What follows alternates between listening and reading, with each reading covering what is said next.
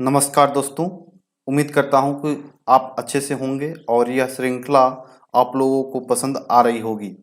इस वीडियो को जो है अपने दोस्तों के साथ भी शेयर करें ताकि उन्हें भी ये जो जानकारी उन्हें सहायता मिल सके। मैं पिछले वीडियो का जो लिंक है इसके डिस्क्रिप्शन में डाल रखा हूँ, आप वहाँ से जो छूटे हुए क्लास है या रिवीजन कर सकते हैं। तो आज हम लोग स्टार्ट करते हैं आज की क्लास। तो आज के क्लास में हमने जो पिछले वीडियो में पढ़ा है क्या मध्यकालीन इतिहास चल रहा है। अभी मध्यकालीन इतिहास में हम लोगों ने इस्लाम धर्म का उदय, मुस्लिम आक्रमणकारी को पढ़ लिया है, दिल्ली सल्तनत पढ़ रहे हैं। दिल्ली सल्तनत में हम लोग गुलाम वंश जो है ये पढ़ लिए हैं। अभी हम लोग पढ़ेंगे खिलजी वंश, जो कि 1290 से लेकर 30 वर्ष 1290 से लेकर 1320 तक चला। यह जो वंश था सबसे कम वर्ष तक दिल्ली सल्तनत पर शासन किया, केवल 30 वर्ष ही शासन किया। इसके जो संस्थापक थे जलालुद्दीन खिलजी थे। जलालुद्दीन खिलजी ने 1290 से लेकर 1296 तक शासन किया। यह खिलजी वंश का संस्थापक है।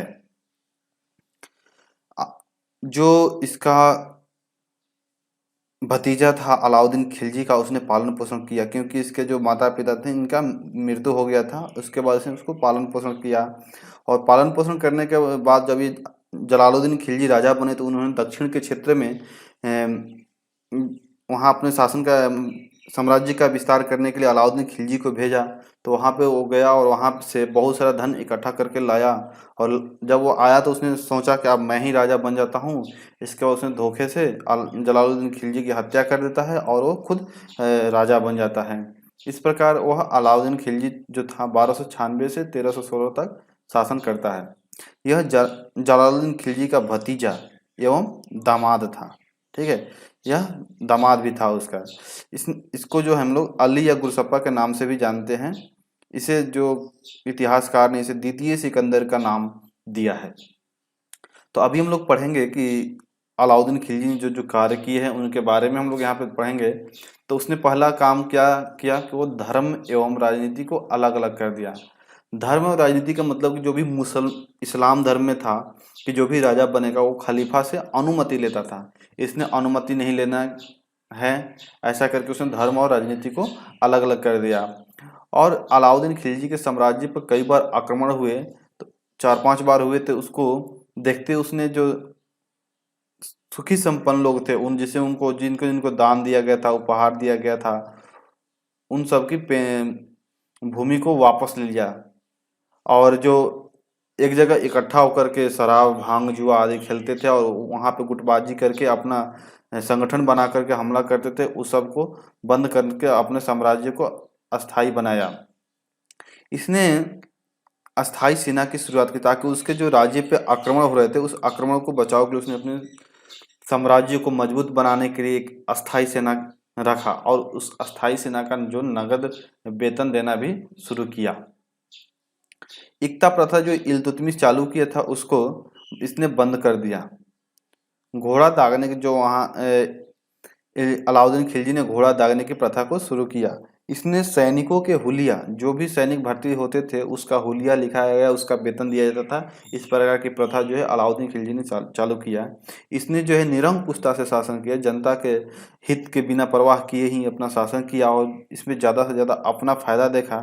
और इसने भू राजस्व कर जो था 50% लिया, सबसे ज़्यादा भू राजस्व इसने प्राप्त किया है जनता से। इसके बाद हम लोग पढ़ेंगे अलाउद्दीन खिलजी से संबंधित लोग। इसमें अलाउद्दीन खिलजी से कुछ संबंधित लोग हैं, जैसे पहला है पद्मावत। तो पद्मावत यह मेवाड़ के राजा रतन सिंह की पत्नी थी। इनका जो जन्म था वो सिंघल द्वीप पर हुआ था। ऐसा इतिहासकारों ने लिखा है कि अलाउद्दीन खिलजी उनको देखना चाहता था और ना देखने कारण उसने मेवाड़ पर 1303 में आक्रमण किया था। अलाउद्दीन खिलजी ने मेवाड़ पर 1303 में आक्रमण किया था। वहाँ का प्रसिद्ध सेनापति जो था पद्मावत का, दो था, गोरा एवं बादल। इसका जो उल्लेख है 1540 में मलिक मोहम्मद जायसी ने किया था पद्मावत नामक एक ग्रंथ में। और यह जो मलिक मोहम्मद जायसी है वो शेर सूरी के समकालीन था। बाकी इसका जानकारी जो और कहीं नहीं मिलता है, इसी पुस्तक में जानकारी मिलता है। इसके बाद दूसरा था मलिक कफूर। यह जो है अलाउद्दीन खिलजी का प्रमुख सेनापति था। चूंकि जब ये गुजरात अभियान के दौरान गया था तो वहां पे नुसरत खान ने इसे 1,000 दिनार में खरीदा था। इसीलिए इसका नाम जो था 1000 दिनारी के नाम से भी इसे जाना जाता है। अमीर खुसरो इसके बाद आता है। अमीर खुसरो जो था इसका जन्म 1253 ईस्वी में उत्तर प्रदेश के एटा जिला के पटियाला गांव में हुआ था। इसे तोता ए हिंद के नाम से भी जानते हैं। इसने तबला एवं गिटार की खोज किया। अमीर खुसरो ने खड़ी बोली की खोज की थी। इसने दिल्ली सल्तनत के 8 राजाओं का शासन देखा। यह एक ऐसा मंत्री था जो कि दिल्ली सल्तनत के 8 राजाओं के शासनकाल देखा था।